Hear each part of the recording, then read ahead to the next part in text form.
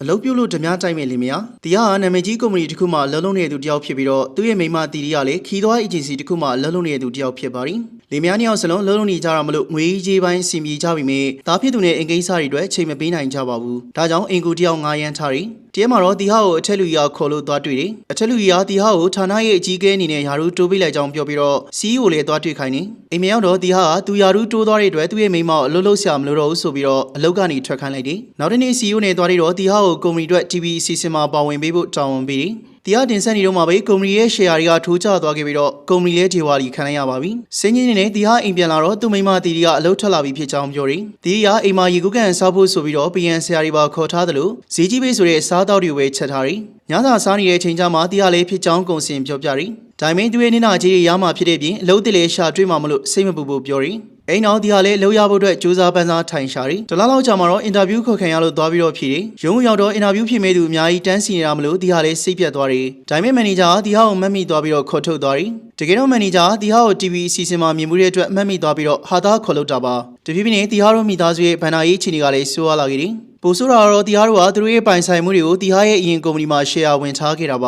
ါနောက်ဆုံးတီတီလည်းမတက်နိုင်တော့ဘဲနဲ့အလုပ်ပြန်ပြီးတော့လုပ်ရပါပြီတီတီလုပ်ရတဲ့အလုပ်ကတော့ကွန်ဖူးတင်ပေးတဲ့ဆရာမအလုပ်ပါပထမနေ့မှာတင်တန်းသူရဲ့မျက်ခွက်ကိုကန်ပြီးတော့လှုပ်ထုတ်ခံလိုက်ရတယ်တစ်ပတ်မှာစူပါမားကတ်မှာဝင်လုပ်နေတဲ့တီဟာကလည်းဈေးဝယ်သူနဲ့ရန်ဖြစ်လို့အလုပ်ပြုတ်လာပါပြီတီဟာတို့ကလည်းကြံရမရတဲ့ဆိုမှမရှိရှိတာတွေထုတ်ရောင်းနေရပါတယ်ကောက်လေ BMW ကနေပြီးတော့ထော်လာကြီးလောက်ချင်းလိုက်ရတယ်လို့အိမ်မှာရှိတဲ့ TV တွေရစားအကုန်ထုတ်ရောင်းခဲ့ရပါတယ်အိမ်မှာမီးနဲ့ရေလည်းဖျက်ခံလိုက်ရပြီမလို့ဘေးငါမြက်ခင်းပေါ်မှာပဲသွားချိုးရတယ်နောက်ဆုံးရောင်းစရာတွေလည်းကုန်သွားလို့တီဟာတို့လင်မယားလေးတိုင်ပတ်ပါပြီတီဟာတို့လင်မယားလေးပတ်စံရဖို့ဒီကြော်ညာလေးကိုထိုင်ပြီးတော့ကြီးကြတယ်အဲ့ဒီအချိန်မှာအင်ကူလုတ်ခဲ့တဲ့မြမရောက်လာပြီးတော့သူ့တထေးလင်မယားအတွက်အလုပ်ပြန်ရှာပြီးနောက်တနေ့ဒီဟာမြမရှာပြီးရဲ့လူကိုသွားပြီးမက်ဆီကိုရွှေ့ပြောင်းလို့ထင်ပြီးတော့ဖမ်းခံလိုက်ရတယ်ပတ်စံရေးချပြောက်သွားလို့ထောက်ထားပြစရာမရှိတဲ့အတွက်တီဟာလည်းဖမ်းခံလိုက်ရတယ်အိမ်ညမှာပဲတီတီလာခဲ့လို့တီဟာလည်းပြန်ပြီးတော့လွတ်လာခဲ့တယ်အကျွေးတွေကလည်းတင်နေပြီမလို့ကြံရမရတဲ့တီဟာလည်းဓမြတိုက်ဖို့ဆုံးဖြတ်လိုက်တယ်စတိုးတိုင်းတစ်ဆိုင်မှာရေတန်းနဲ့ဓမြလာတိုက်ပြီးဆိုင်ရှင်ကဂျင်ဘေးဖြစ်နေလို့ဘေးကျအောင်ပြေးလာရတယ်လမ်းမှာ ATM ကနေငွေထုတ်နေတဲ့သူကိုလည်းဓမြထပ်တိုက်ဖို့လုပ်နေတယ်ဒါပေမဲ့သူ့တငယ်ချင်းရင်းကြီးဖြစ်နေလို့ဒုတိယအကြိမ်ဓမြတိုက်မှုမှလည်းမောင်းမြင်ပါဘူးတီဟာဒါရီဆက်မလို့ဖို့နားချပြီ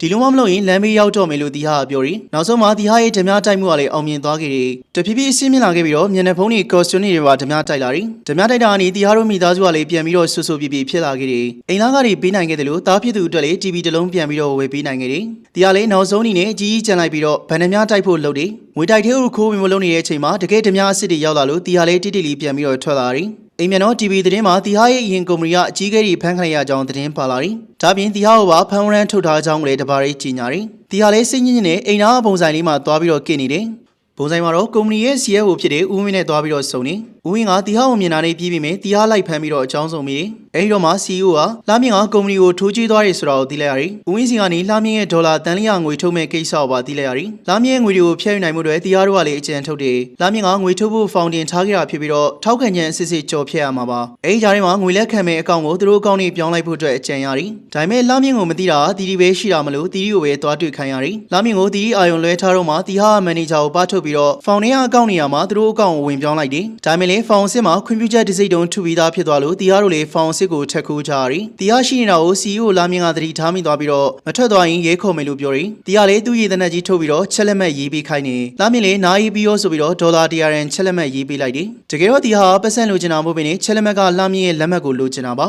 ။လက်မှတ်ရတော့တီဟာတို့ကလည်းလာမြင့်ရဲ့ဒေါ်လာတန်လျာကိုဖျက်ယူလိုက်တယ်။နောက်တနေ့မနက်မှာတော့မီဒီယာတွေထက်မှလာမြင့်လေသူ့အမားတွေကိုဝန်ခံနေဝန်ထမ်းတွေကိုဒေါ်လာတန်လျာအနစ်နာကြီးပေးတယ်လို့ကြေညာသွားရင်းနဲ့ဇန်နလီကလည်းပြီးဆုံးသွားခဲ့ပါပြီဟုတ်ကဲ့ပါလူချင်းမျိုးတို့လည်းလုံးလက်မဲ့ဖြစ်နေရင်တော့တီဟာလိုဓမြသာထွက်ပြီးတော့တိုက်ကြဖို့အကြံပေးချင်ပါတယ်အဆုံးထိကြည့်ပေးကြလို့ကျေးဇူးထူးပဲတင်ရှိပါတယ်